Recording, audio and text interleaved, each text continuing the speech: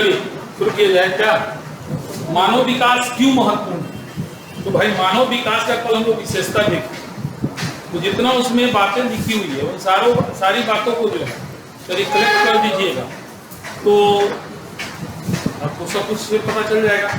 तो मानव विकास महत्वपूर्ण क्यों है ना, नहीं पढ़ रहे हैं। तो देश के आर्थिक विकास के लिए मानव विकास, अगर देश को आगे ले जाना चाहते हैं तो जनसंख्या को आगे ले जाइए, मतलब उसके कार्य क्षमता को आगे ले जाइए, उसके कार्य क्षमता को बढ़ाइए।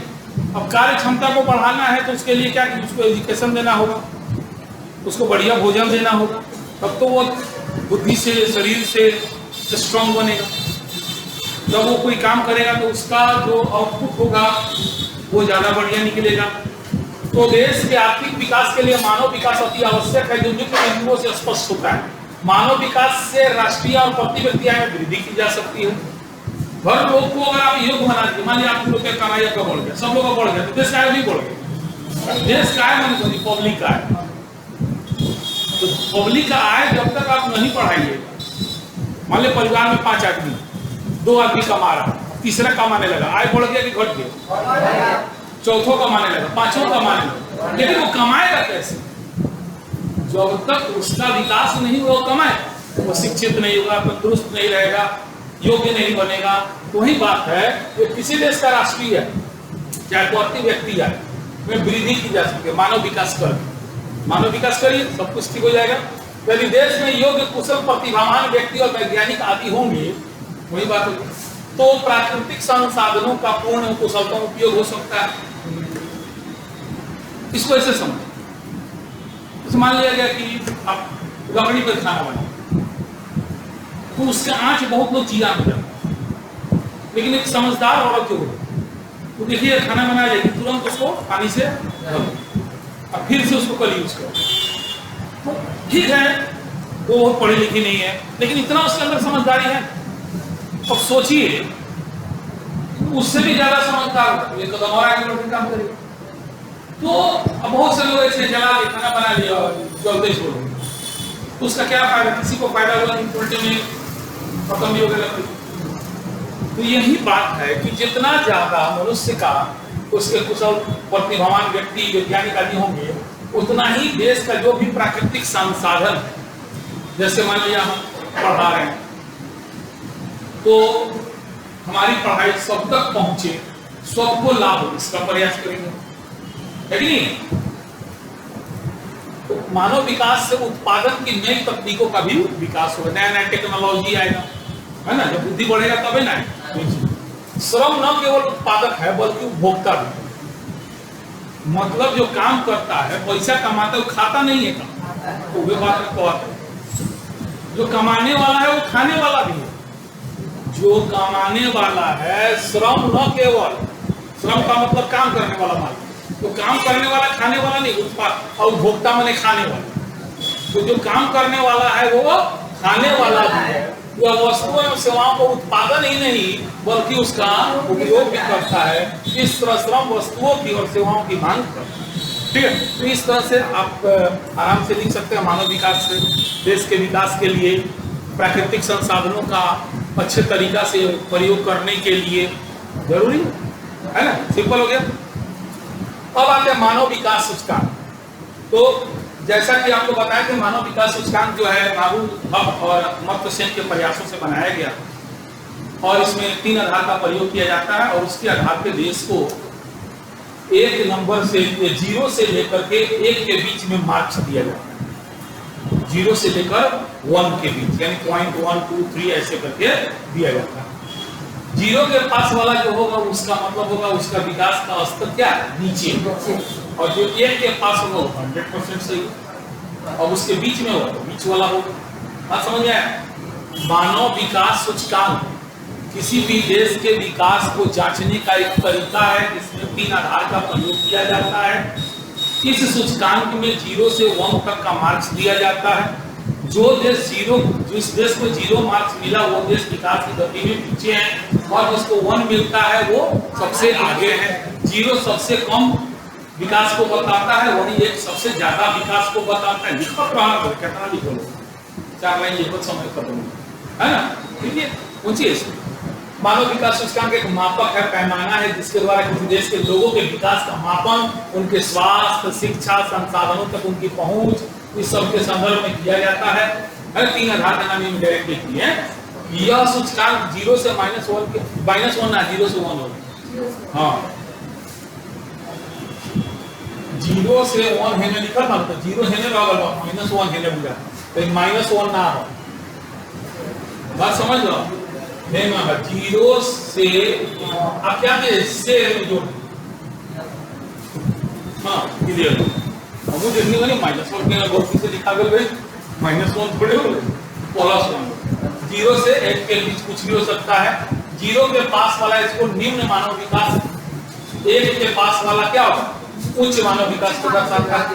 अब इसके मानव विकास सूचकांक का मापन कैसे किया जाए, तो मानव विकास सूचकांक का मापन अभी न पता है, स्वास्थ्य, शिक्षा, संसाधनों तक की क्वेश्चन घुमा देगा, इसलिए हम जान के और दे दिए बदलाव हुए हैं। ये मानव विकास सूचकांक का मापन देखिए संयुक्त राष्ट्र यानी यूएनओ के अनुसार मानव विकास लोगों के विकल्पों को विकसित एवं परिवर्तित करने की प्रक्रिया है। इसका मापन जो है या मानव विकास सूचकांक स्वास्थ्य, शिक्षा, संसाधनों तक पहुंच जैसे प्रमुख क्षेत्रों में परफॉर्मेंस किया था।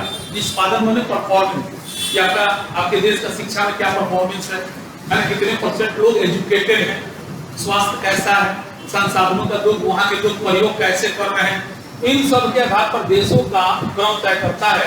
यह 0 से 1 के बीच पर आधारित होता है जो किसी देश के मानव विकास उसको में रिपोर्ट करता है। अब उच्च मानव विकास वाले देश का नाम याद रखिएगा, ऑब्जेक्टिव में डाल देगा। जनरली हर साल का डाटा अलग अलग इससे आता है।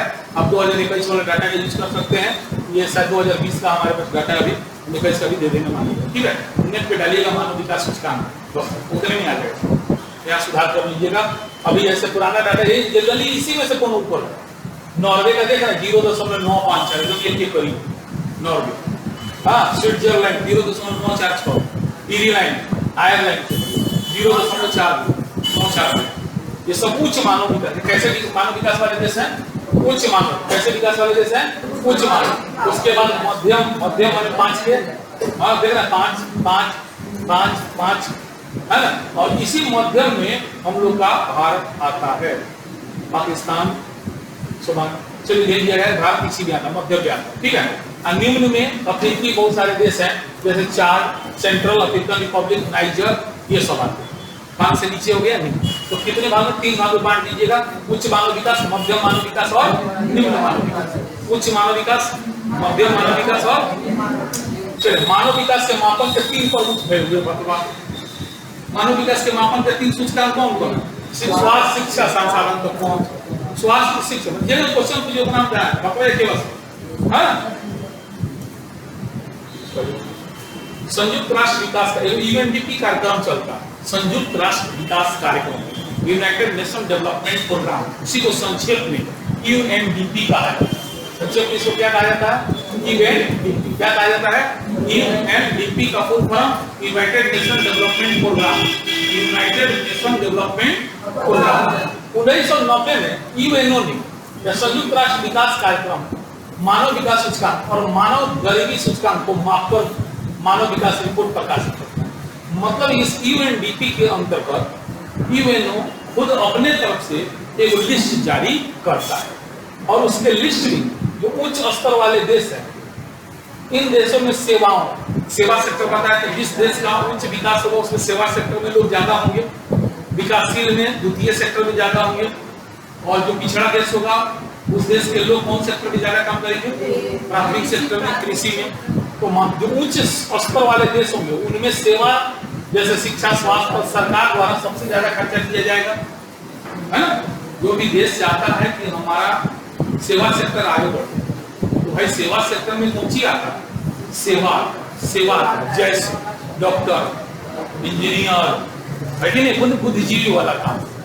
तो बुद्धिजीवी वाला काम आदमी कब करेगा, पढ़ेगा लिखेगा कम ना करेगा। तो सरकार को पढ़ाई लिखाई पर खर्चा ज्यादा ना करना।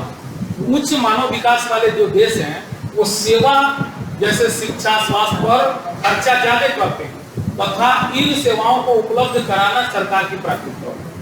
राजनीतिक उपद्रव, सामाजिक अस्थिरता यहाँ पर कम नहीं पाई जाती। जो भी बड़े बड़े देश, विकसित देश हैं, वहां पर राजनीतिक स्थिरता नहीं मिलेगा, क्योंकि वहां का जो राजा है वो बहुत, जो प्रधानमंत्री है वो बहुत सज्जन आदमी है, उसके ऊपर वो भ्रष्टाचार के लिए नहीं शासक बना, कुछ से थोड़े कोई आगे बढ़ गया। वहाँ भ्रष्टाचार कम, वही बात है, वहाँ पे कोनो सामाजिक दंगा नहीं मिलेगा, ईगो नहीं मिलेगा, मारपीट छीना फिरौती वाला धंधा नहीं मिलेगा उस तरह के देश में।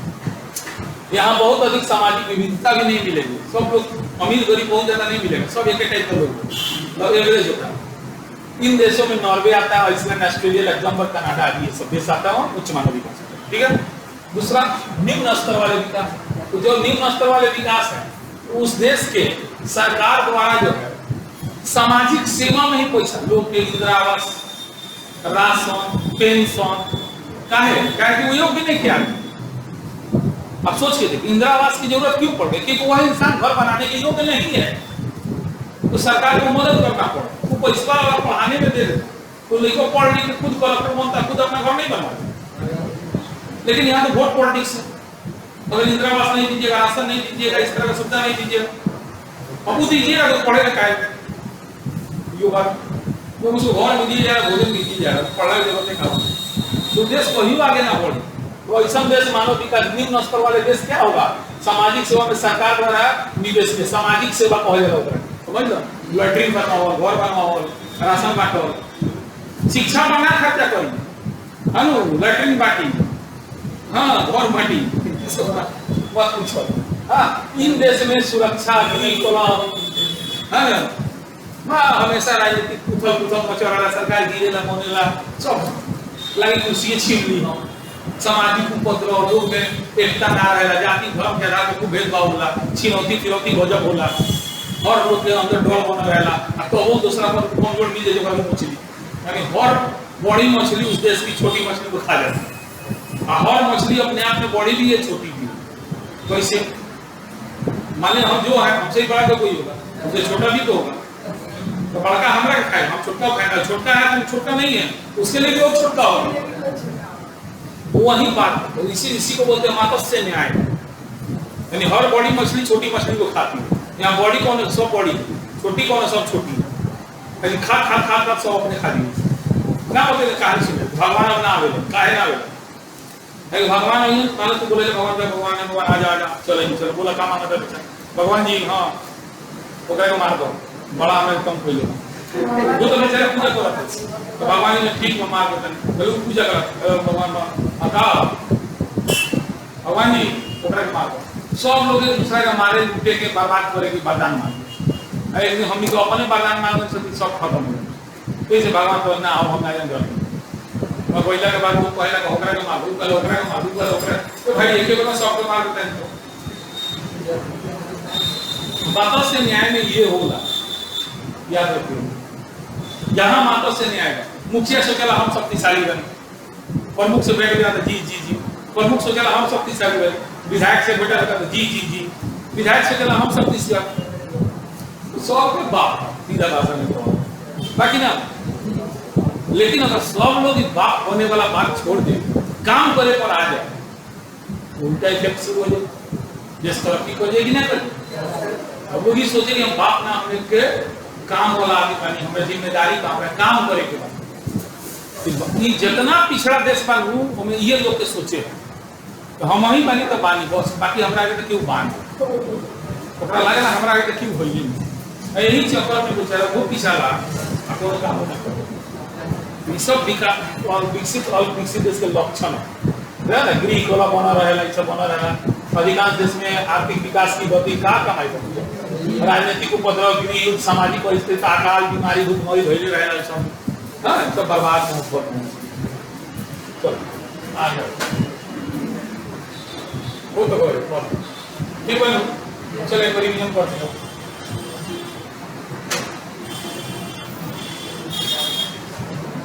फिर सिलेबस समाप्त करेंगे, हुड़ुड़ा पर आराम से पढ़ो लोगों, सिलेबस कौन सी बात, कौन से 10 दिन पढ़ा दी तो खत्म हो गया, 10 दिन हम लोग गिन के 1 घंटा पढ़ा दी तो खत्म हो गया, 10 घंटे का सिलेबस ही बोले मास्टर लोगों ने 6 महीना पढ़ा, का पढ़ा दो भी लोग जैसे जैसे पढ़ाओ भी काफी, तो ईमान तुम्हें के रहेला मार्केट में बताओ कमी होगा, तुम्हें के लागत होगी,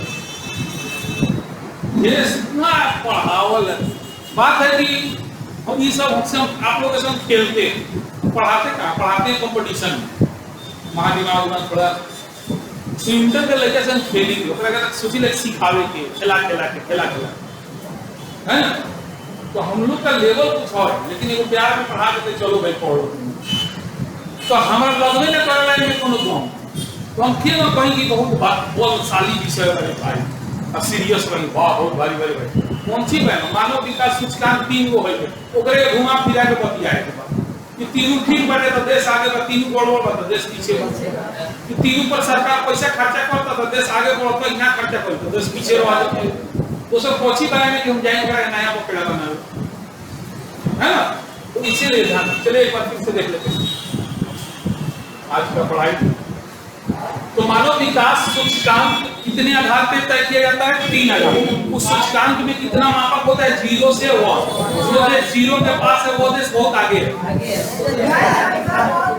पीछे है। जो 1 के पास है वो, तो इस आधार पे हम लोग कितने भाग में बांट सकते हैं? 3। उच्च मानव विकास वाले देश, मध्यम मानव विकास वाले देश, निम्न मानव विकास वाले। उच्च मानव विकास वाले में नॉर्वे, स्विट्जरलैंड, ऑस्ट्रेलिया ये सब आता है। मध्यम में भारत, पाकिस्तान टाइप के देश आवेला, और निम्न में अफ्रीका का पानी है, नाइजर, टाइजर, चार देश का सब। कौन सी बात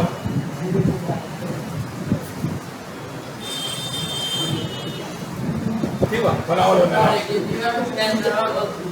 हाँ आंसर बोलती भाग जान बुझे बोलती बोले मैं पहले पढ़ो ध्यान पहले बोल देले बानी मैं आंसर बोलती बात उल्टा पुल्टा बात सब बोलती नहीं फिर चार हां अपने पढ़ो लोग मुंह से तो बुझाएगा पहले एक बार आंसर की गारंटी नहीं, हम तैयारी नहीं की पहले से आना चेक कर कोई समय ना मिला तो पिछला बार भी मिलवा देनी हम अंत में जितना गलती रहे ठीक बात पढ़ लगी रही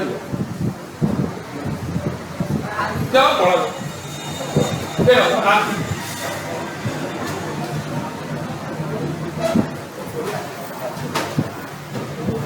तीन टॉपिक में दो ना उनका देगा मसीला का मैं कौन सी जरूरत है खाली समझने की कोशिश कर रहा हूं और सारा बात आप लोग जान रहे हैं महसूस किए हैं, बस सिलेबस में दिया है तो टेंशन है बस सोच रहे हैं कि क्यों नहीं बताओ। देखो मनुष्य के जैसे जन्म होला ओकरा संगे आवश्यकता के जन्म होला, कौन के जन्म होला? जन्म के साथ ही आवश्यकता के जन्म। अब वो आवश्यकता के पूर्ति खर्चे करे खातिर का करेला? कर्म करेला। कर्म को का कमाला? पैसा कमाला। पैसा कमा के का करला? अपना आवश्यकता के पूर्ति करे। आ जैसे पूर्ति करी करे दूसरा आवश्यकता जन्म ले अब फिर ओकरा फिर कर्म करे, फिर पैसा कमाए, फिर पूजा करे, फिर तीसरा, फिर चौथा, फिर पांचवा, ये जिंदगी भर कर्म अपनी करे के। बात है कि कोई चीज बहुत आसान से समझो, आप लोग दिमाग खोल के बैठिए मजा आएगा। आदमी जन्म ले रहा है आवश्यकता जन्म ले लेती वो समय का आवश्यकता कुछ और होगा, बढ़ेगा कुछ और होगा, हर पल की आवश्यकता अलग अलग, हर दिन की आवश्यकता अलग अलग हो जाएगा पड़े। आखिर आवश्यकता ना रही तो क्यों मेहनत करे? खाली वो भगवान पेट हटा दे तो भेंट ना हो, ना रही पेट तो कोई ना हो भेंट, पेटे का हम भेंट करावा मेन मजबूरी का हम पेट का काम करो और पेट से पूरा होगा तो देखा वाला काम है ना। तो आवश्यकता के पूरा करने के लिए हम लोग श्रम करते हैं और ये श्रम क्रम जो है आप दोनों भी दुनिया का काम कीजिए। वैसे 3 गो होला लेकिन अपने में 4 गो दे दे वाला 4 गो मान लो, या तो आप प्राथमिक सेक्टर में काम कर रहे हैं या द्वितीयक में काम कर रहे हैं या तृतीयक में काम कर रहे हैं या चलो अब दुनिया का कोई भी काम कर रहे हैं तो इसी 4 गो में बना लेंगे। अगर आप खेती की गृहस्थी में जुड़े हुए हैं, उत्पादन में जुड़े हैं, अगर बेचे में अगर सुने ना सुने और उन्हीं के उत्पादन कोई नहीं, चिप्स बनाई नहीं, बेचता नहीं, खाता नहीं या कहीं लैपटॉप चलाओ हाँ चिप्स खा रहे हैं, कॉफी पी रहे हैं, लैपटॉप चला रहे हैं, नए आविष्कार कर रहे हैं, चतुर्थ दुनिया में नहीं होगी क्यों हुए हुए इसके पटे आगे ठीक है ना। तो काम ये 4 वाला या तक कृषि से संबंधित उत्पादन ओकरा के एगो और तरीका समझो है ये कच्चा माल है ये पक्का माल है ये बेचे वाला काम ये को समझाना हमें कच्चा माल का उत्पादन चाहे लोहा के जमीन के अंदर से निकाला तक हेवी है याद रखिए लोग माइनिंग प्राथमिक सेक्टर में कोई भी चीज कच्चा रूप में आप प्राप्त कर रहे हैं और उससे लोहा हम लोग धरती से मान लिया प्राप्त किए, तो प्राथमिक सेक्टर उस लोहा से हम कार बना रहे हैं, द्वितीयक से उस लोहा से कार बना रहे हैं, तो आकार को बेच रहे हैं, आकार को मोहित में घूम रहे हैं, सोच रहे हैं,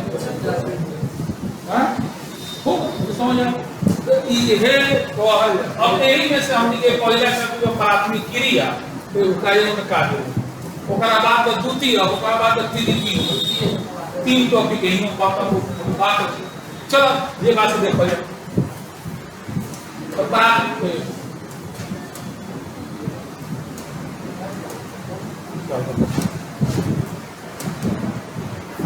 वे सभी कार्य जिससे मनुष्य को कमाई हो आर्थिक क्रिया कहलाता है। पहले जो तेरी जन्म देनी आवश्यकता के जन्म भय हम काम करें तो आर्थिक क्रिया कहला। तो वे सभी काम जिस तरह से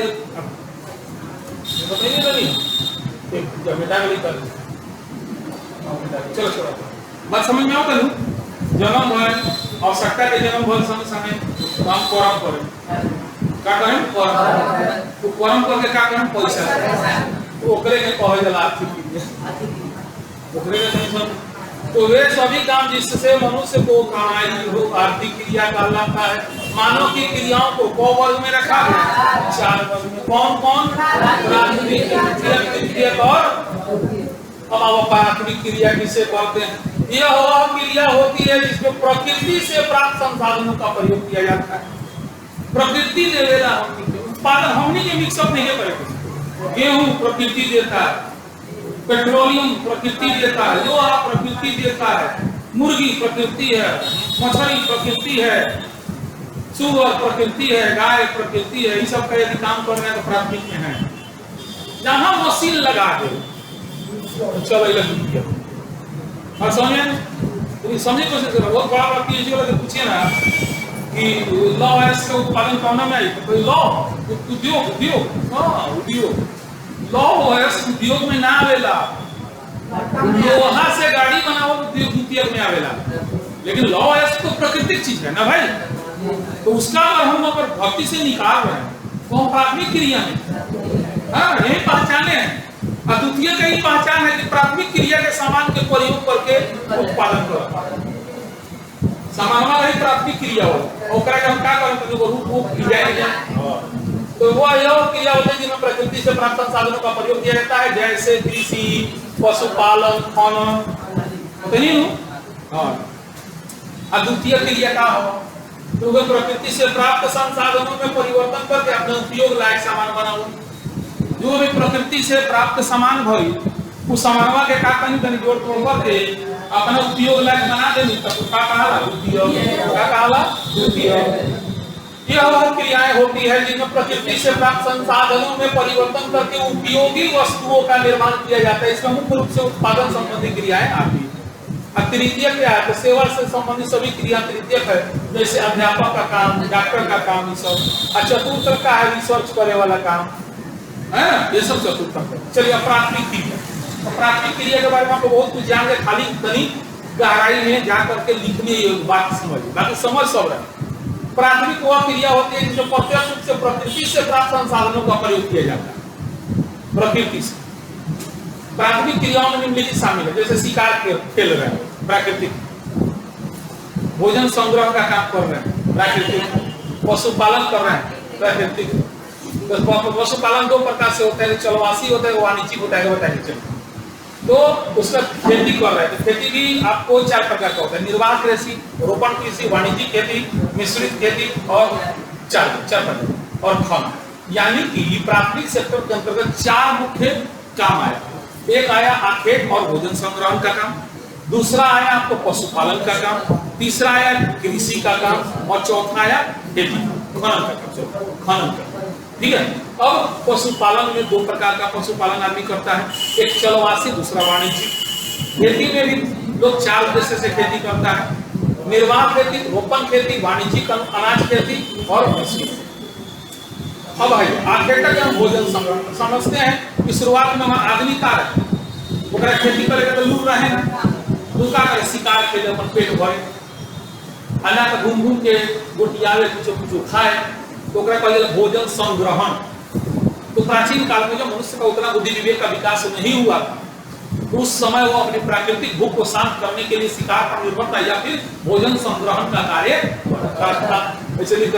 इसके अंतर्गत वो शिकार करता था। भोजन संग्रह आखेट का अर्थ होता है शिकार करना, भोजन संग्रहण का अर्थ अपनी जरूरत के लिए भोजन इकट्ठा करना। संग्रहण 3 पैमाने पर किया जाता था। संग्रहण जीवकोपार्जन मैंने अपना जिएला, वाणिज्यिक मैंने बेचे खातिर, संगठित संग्रहण सब लोग मिलकर करेगा। ठीक है। अब प्रमुख क्षेत्र चलिए, चलवासी पशुचारण का एरिया, इसमें वाणिज्यिक पशुचारण यहाँ सब छोड़ दीजिएगा। चलवासी पशुचारण पहले का यह एक प्राचीन जीवन निर्वाह का तरीका है। इसमें एक साथ बहुत सारे पशु को पाला जाता है। यह सभी पशु प्राकृतिक चारे पर निर्भर रहते थे। इसमें पशुओं की कोई विशेष देखभाल नहीं की जाती थी। पशुपालक अपने पशुओं को लेकर एक जगह से दूसरी जगह चारे की खोज में घूमते रहते थे। इस प्रकार के पशुचारण का मुख्य उद्देश्य जीवन निर्वाह होता था। विश्व के अलग अलग देशों में अलग अलग प्रकार के पशुओं को पाला जाता है। वर्तमान में चलवासी पशुचालकों की संख्या घटती जा रही है। ऐसा राजनीतिक सीमाओं बस्ती निर्माण के कारण चलवासी घूमत रह, मान लो 4 गाय रख ले बने, तो हम ना जान घास गोरे अलग काटा रख, वो अपने चौरता, हम संगे संगे चौरता नहीं।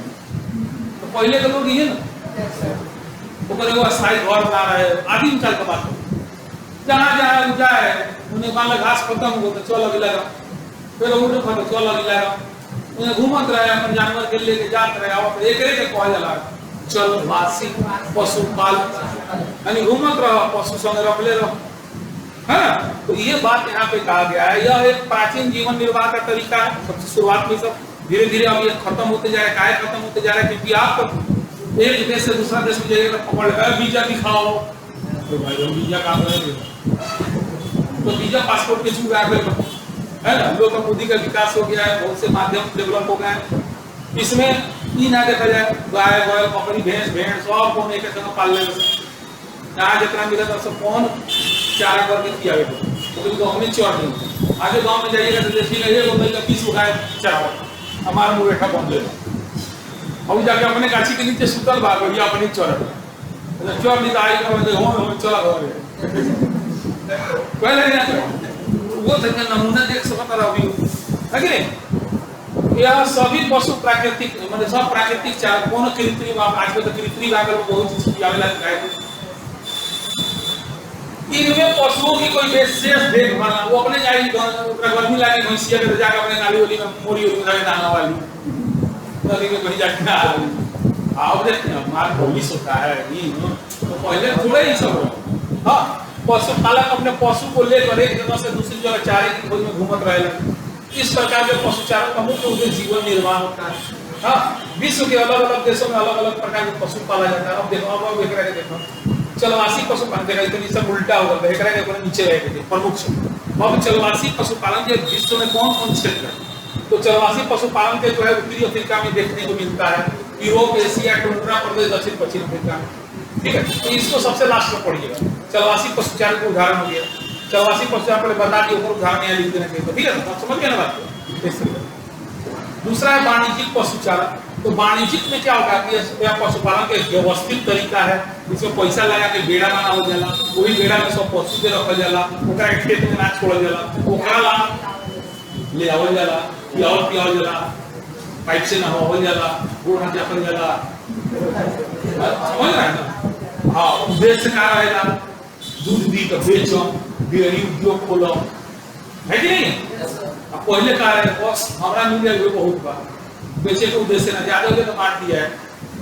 लेकिन जो वाणिज्यिक लिखा हुआ वाणिज्यिक यानी व्यापार के उद्देश्य से, तो व्यापार के उद्देश्य में हमारा चलता करेगा प्लॉट काटे बना देनी, पेड़ा वाला दी देनी, नाबुक लगा देनी, दूध पानी की व्यवस्था कर देनी, 10 को जाना रख देनी, हमारे खियावता कब करता दूध होता शाम में सवेरे बिचाता पहुंचाओ। ओइसने पशुपालन के वाणिज्यिक पशुपालन को है जाना। अब में कौन सी तू ना जाना तो बताओ नौके और पानी के बड़का बात पढ़ाओ तो मुझे भाई वो कुछ बड़का बात का दोनों बड़का। यह एक पशुपालन का व्यवस्थित तरीका है। इससे पैसा लगेगा ढेरे, इसमें एक प्रकार के पशु को का कहने खाली गाय पोस लेनी, खाली भैंसी पोस लेनी, खाली बकरी, खाली मुर्गी पोस लेनी। इस प्रकार के पशु को जनरली पाला जाता है। इस प्रकार के पशु पालन में मुख्य रूप से भेड़, बकरी, गाय, बैल, घोड़ा ये सब पाला जाता है। इनमें पशुओं की विशेष देखभाल की जाती है ना। कहीं आदमी दोस्तों को रखा जाता है और धोने दिया ना और मैं देखो लेकर पूरा बांध पूरा 25 गाय के चरा दिया अकेले, 25 गाय, 50 भेड़, 100 अकेले बकरी सब चरा दी। कहीं पूरा टेंशन थोड़े बात तुम कहाँ जाता है, तो जानता कि बेहन का आई लोग तो दौड़ ना लगे चोरा के नहीं लेते। हाँ, तो इन पशुओं की विशेष देखभाल उनको एक बड़े फार्म में बाढ़ लगा के घेरा लगा के पालन जाला। इस प्रकार के पशु पालन में वैज्ञानिक तरीकों के आधार पर पशुओं को पाला जाता है। हमारा सुई सुई अंड संड पूरा देवत शुरू में थोड़े सुई भी दिया था। इस प्रकार के पशुपालन का उद्देश्य ढेरुआ कमाएगा, ढेरुआ कमाएगा। विश्व में न्यूजीलैंड, ऑस्ट्रेलिया, अर्जेंटीना, संयुक्त राज्य अमेरिका में वाणिज्यिक पशुपालन किया जाता है। अब उसी दोनों में अंतर का बात दोनों के चलवासी में क्या कर जाला एक चारा के खोज में एक स्थान से दूसरा स्थान आज फार्म में चारों ओर बेड़ा बना के एक ही स्थान पर जब पशु पाला जाता है तो उसको वाणिज्यिक पशुपालन कहा जाता है। पूंजी में कोनो पैसा की जरूरत नहीं है, ढेर पैसा की जरूरत है। पशुओं की देखभाल में कोनो जरूरत नहीं है, जरूरत है पशु के प्रकार में कोई प्रकार के होला एक ही प्रकार के होला। क्षेत्र यह पुरानी दुनिया में था, ये नया दुनिया में आजकल चल रहा और चलो उत्तरी अफ्रीका कौन एरिया में तो एरिया का नाम है बस ठीक बात। तो चलवासी वाणिज्यिक पशुपालन समझ में आ गया। चलवासी में घूमत फिरत पशुपालन, घूमत फिरत अपना ला बेचे लेना, पैसा कमाए लेना। अब वाणिज्यिक में कमाए ला पैसा कमाए देखो निश्चित एरिया में आदमी रह के पढ़ल लोग लिखल लोग जा लोग